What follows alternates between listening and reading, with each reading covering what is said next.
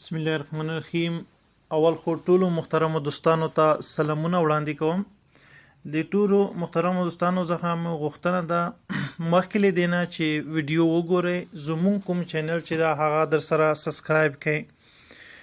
په لاندې ځای کې سبسکرایب لیکل شوی ده، په هغې ته ورشئ، په هغې باندې کلیک وکړئ.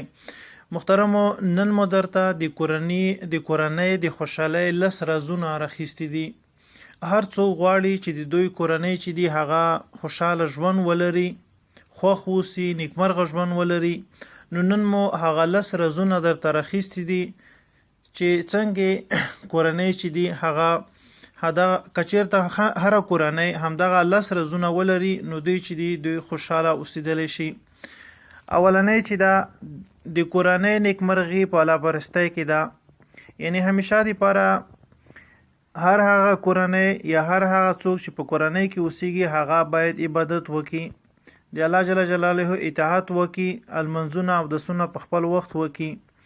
دا د خوشحالۍ اولنۍ راز ده. دویم راز چې دا هغه د کورنۍ عزت لیمینې په ډک ژوند کې ده.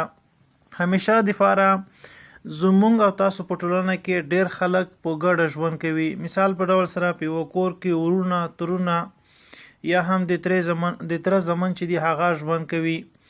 نو مونږ باید یو بل سره د مینې ډک ژوند وکړو.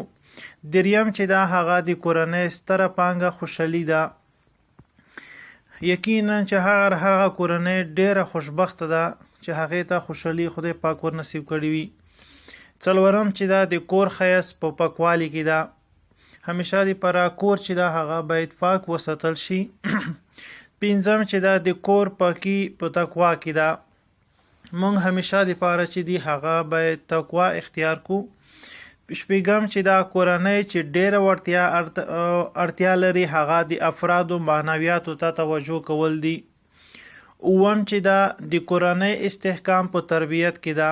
مطلب دا ده چې په خپله کورنۍ د دې په خاطر چې مونږ په راتلونکي کې ښه کورنۍ ولرو باید زمونږ بچیان چې دی هغې ته ښه تربیه ورکړو تر څو په راتلونکي کې د هیواد د ټولنې او د اسلام دپاره د خدمت مصدر وګرځي. اتم چې دا د کورنۍ پرمختګ په قناعت کې ده. ځینې ډیر کسان داسې وي چې ښه معاش اخلي، ښې پیسې لري، خو قناعت یې نه حاصلیږي. نو مهمه خبره چې دا هغه قناعت ده.